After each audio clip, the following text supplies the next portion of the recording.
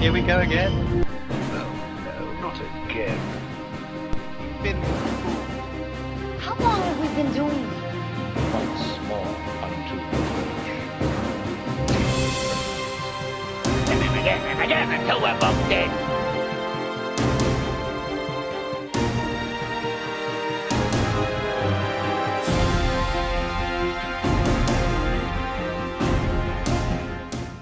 Hello and welcome to You've Seen It Before, movie reviews and connections in mind. Deadpool 2 has finally hit theaters. It's directed by David Leitch this time around, but of course stars Ryan Reynolds as Wade Wilson / Deadpool, and also features Josh Brolin as Cable. And this time around we see Wade Wilson's Deadpool having to protect a young mutant from a time-traveling super mutant assassin known as Cable, and this Cable is out to kill this young mutant and is up to Deadpool in order to keep him alive. Now, this movie review will contain spoilers of Deadpool 2 as well as certain other films. There will be a full list in the description below. And if you have not seen Deadpool 2 yet, or any of the films listed below, and want to wait until you have, stop the video at this point and come back later. But with these things in mind, though, let's begin. So Deadpool 2 does not shy away from the fact that it is definitely making fun of other X-Men films, as well as other superhero films in general, but most notably the Fox-owned X-Men films.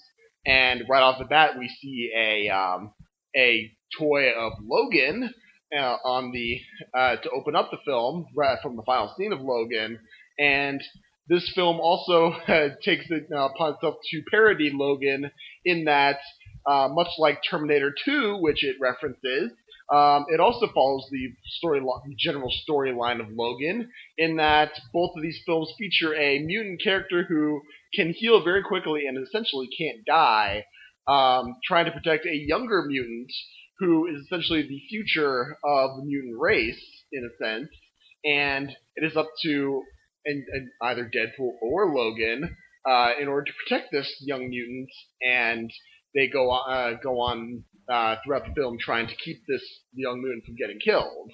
Also, in terms of Deadpool 2 riffing off of previous X-Men films, this film, Deadpool 2 also cribs a bit from X-Men Days of Future Past, in that there's a element of time travel in both of these films, and both these films also feature a young mutant who is in need of being put on a different path. Otherwise, in the future, great destruction will end up being happened. In Days of Future Past, it was Mystique getting captured in her youth, and her DNA being used in order to create the Sentinels, which would end up destroying mutant kind. And in Deadpool 2's case, is the young mutant who grows up later to kill the person who has been abusing him, and he finds a taste for killing, and in the future he ends up killing many, many more people, including Cable's family, which means that Cable comes back in time in order to try and kill him, but Deadpool convinces Cable to hold off until he can try to set this young mutant on a different path. Now, one of the big things in the marketing for Deadpool 2 was the formation of the X-Force. Now, the X-Force are big in the comics, but in this film, they're shown as a team of mutants who are being assembled because Wade can't take on Cable by himself, and so the movie spends a fair few minutes on assembling this team of mutants, and they're going on their first mission to attack Cable, but within minutes they are killed. Almost all of them, save for Domino. And this is very reminiscent of a scene in the film MacGruber, in which that film also has a giant team assembly movie of all the best mercenaries that you could possibly find, and within minutes they're killed hilariously, and Gruber has to find other means of achieving his objectives. So there's a fun little comparison there. Now, this also is somewhat of a stretch in that it doesn't happen exactly the way it happened in Deadpool 2, but there is a definite parallel in between Deadpool 2 and the original Back to the Future, in which by the end, Wade Wilson ends up dying in order to essentially sacrificing himself to save everyone else, and this moves Cable to want to save Wade, so he goes back in time and gives him the means in order for him to save himself, essentially a bulletproof skee-ball token.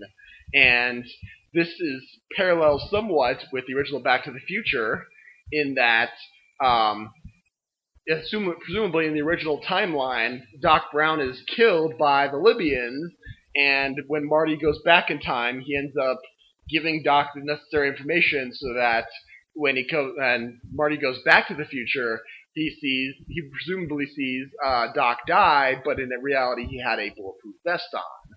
So there's an interesting little parallel there.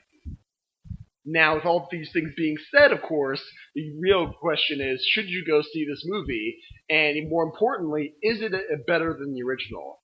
I would say it's not better than the original, but it's definitely as good as the original. And that's the best thing that can be said about this film, is that with a lot of comedies, when you try to repeat the same thing, essentially trying to catch lightning in a bottle again, you end up trying to just do too much of what happened before, and it just comes off as a tired repeat. Guardians of the Galaxy 2 kind of falls into the same trap a bit, where it's not as good as the original because it's trying to essentially do a lot of what it did before. Deadpool 2 does this, but it also plays with the tropes a bit, and it finds humor in a lot of different ways, and it has a lot of cameos cropping up that are hilarious, and to put it mildly. And it also does a good job of setting up expectations, especially with the audience knowing that there are things that did or did not happen in the last movie, and they either do or don't happen in this one for great effect. So I would say this is definitely something that you should check out, especially with an audience. This kind of movie, it definitely benefits to see it with an audience where everyone's laughing along at the same time. Or if you end up copyright violating it, which I say don't do. But if you end up seeing it alone or wait until you get it on home video, it's definitely better on a small screen as well. That doesn't diminish it in any way. If there's anything I would say negative about this film, I would say that it does tend some of the, like with many comedies, that some jokes land and some jokes don't. But when the jokes don't land, it does tend to drag it on a bit, especially if with jokes that are going on for a while, the same joke for a while, and it does not landing. It kind of makes you boring. Also, the middle part of the movie is a bit slow, I felt. It wasn't bad per se, but it did kind of slow down in paces. It wasn't very even as far as flow and pacing goes. But other than that, I would say it is definitely worth your time. So definitely go check this out. So there you have it. There's my review of Deadpool 2. I appreciate whatever audience I can get, and thank you for watching. Be sure to check out my review of Solo, a Star Wars movie coming out next. And just remember, there's nothing new under the sun. And yes, you have seen it before.